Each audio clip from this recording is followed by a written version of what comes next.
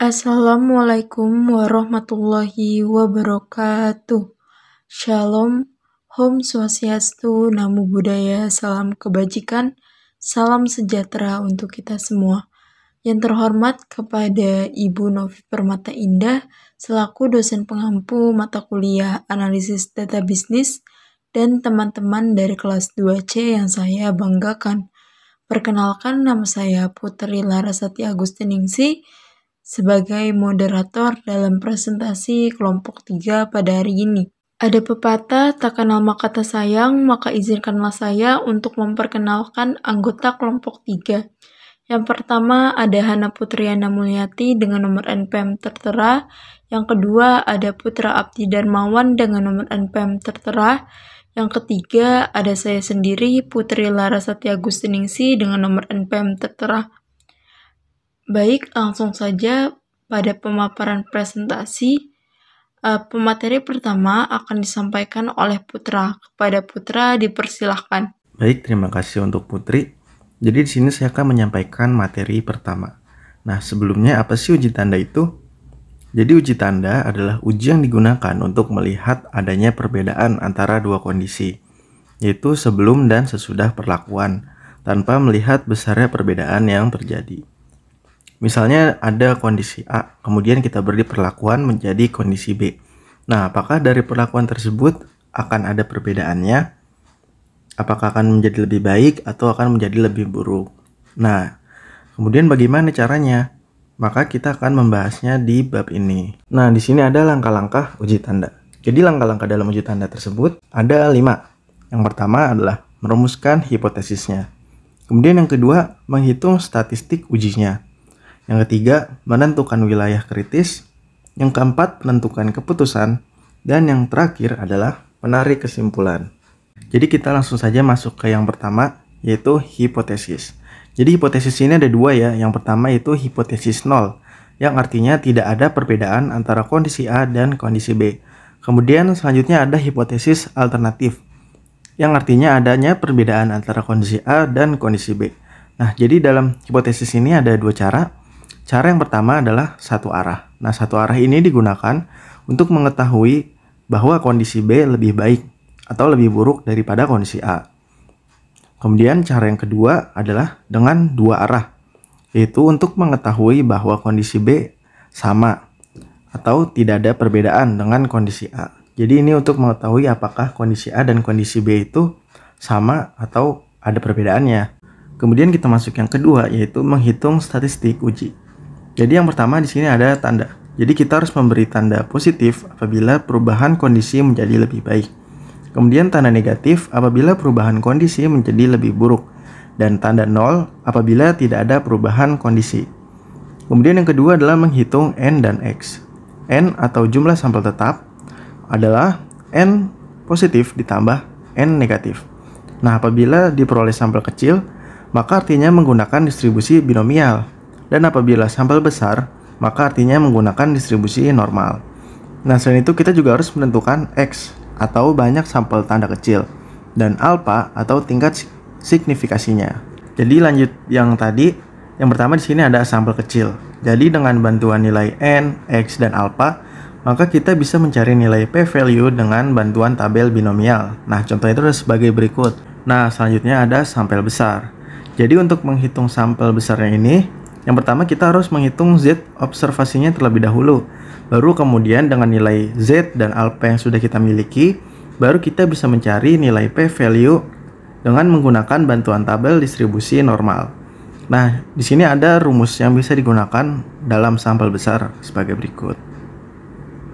Mungkin sekian yang bisa saya sampaikan.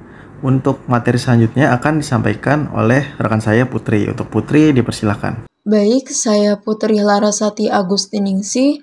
Di sini saya akan menjelaskan materi selanjutnya. Yang ketiga adalah wilayah kritis. Wilayah kritis dibagi menjadi 2, yaitu tolak 0 apabila P min value lebih kecil dari alpha, dan apabila dia gagal tolak 0 apabila P min value lebih besar dari alpha. Yang keempat adalah merumuskan kesimpulan. Apabila dia tolak H0 dengan tingkat signifikansi alfa, terdapat cukup bukti untuk menyatakan bahwa ada perbedaan antara kondisi B dengan kondisi A. Sedangkan gagal tolak H0 dengan tingkat signifikansi alfa tidak terdapat cukup bukti untuk menyatakan bahwa ada perbedaan antara kondisi B dengan kondisi A. Baik, untuk memahami lebih lanjut tentang materi ini, langsung saja pada penerapan contoh soal. Baik, contoh soalnya adalah sweet dessert mengembangkan resep baru untuk cream cheese. Owner ingin mengetahui apakah konsumen lebih menyukai resep baru atau resep lama. Dipilih konsumen secara acak untuk menguji rasa. Setiap konsumen diberi satu varian dessert dengan cream cheese resep lama dan memberi nilai 1 sampai 10, di mana 1 berarti sangat buruk dan 10 sangat enak. Kemudian konsumen mencicipi dessert dengan varian yang sama namun dengan resep cream cheese yang baru dan memberikan nilai mulai dari 1 sampai 10. Dari uji rasa yang dilakukan pada konsumen, diperoleh data yang disajikan pada tabel berikut. Adapun upaya penyelesaiannya, yang pertama melakukan hipotesis. H0 adanya resep baru lebih enak daripada resep sebelumnya, sedangkan H1 resep sebelumnya lebih enak daripada resep baru. Yang kedua, melakukan tingkat signifikansi. Pada kasus ini digunakan taraf uji sebesar 5% atau alfa sama dengan 0,05 dan uji satu arah. Yang ketiga, melakukan statistik uji. Dari data yang diperoleh tadi, pertama-tama kita tentukan tandanya.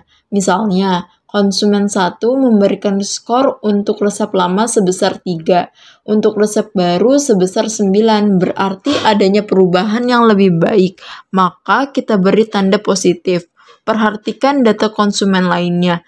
Beri tanda minus apabila terjadi pengurangan skor dan 0 untuk tidak terjadi perubahan skor. Dari data tersebut kita peroleh N plus sama dengan 6, N minus sama dengan 2, N0 sama dengan 2. Maka N besar sama dengan 8 karena tanda 0 tidak diikut sertakan dalam pengujian. Sedangkan X sama dengan 2 karena diambil dari jumlah paling kecil dari N plus dan N minus. Selanjutnya, dari perhitungan tadi diperoleh nilai N besar sama dengan 8, X sama dengan 2, P sama dengan 0,5. Karena N besarnya itu lebih kecil daripada 25, maka kita dapat melakukan perhitungan menggunakan tabel distribusi binomial. Maka p-value sama dengan 0,004 ditambah 0,031 ditambah 0,109 sama dengan 0,1445. Yang keempat adalah keputusan. Gagal tolak H0 karena p-value lebih besar dari 0,05. Yang kelima adalah kesimpulan. Dapat disimpulkan dengan tingkat signifikansi 5%, cukup bukti untuk menyatakan bahwa resep baru cream cheese yang dikembangkan oleh sweet dessert lebih enak daripada resep sebelumnya. Demikian pemaparan presentasi yang dapat saya sampaikan. Selanjutnya akan disampaikan oleh Hana. Kepada Hana dipersilahkan. Selanjutnya kita akan melakukan uji tanda menggunakan SPSS. Yang pertama kita masuk ke variabel view. Nah, di sini kita masukkan nama datanya.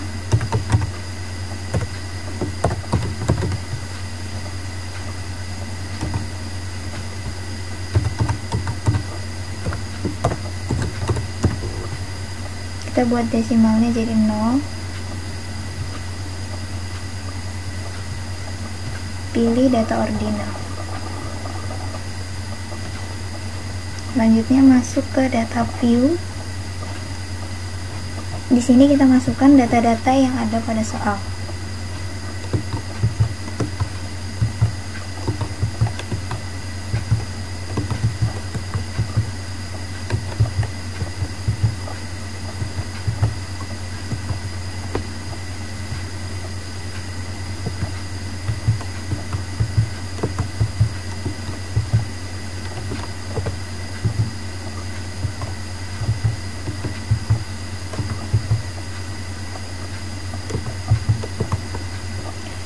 Jika data-datanya sudah dimasukkan semua, kita bisa langsung uji tanda dengan mengklik Analyze, pilih Non-Parametric Test, Legacy Dialog, dan pilih To Related Sample.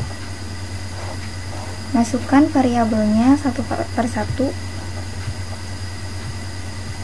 Di sini kita pilih Sign, kemudian klik OK.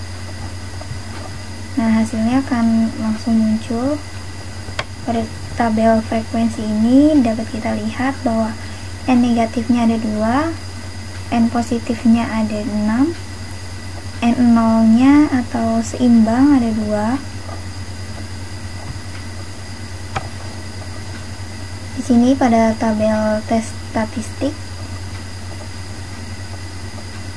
nilai p-value-nya adalah 0,289. Nah, p-value ini adalah p-value untuk uji tanda dua arah. Nah, pada soal yang kita cari adalah uji tanda satu arah, maka nilai p-value ini kita bagi 2, maka nanti hasilnya 0,1445 dan hasilnya sama dengan perhitungan manual.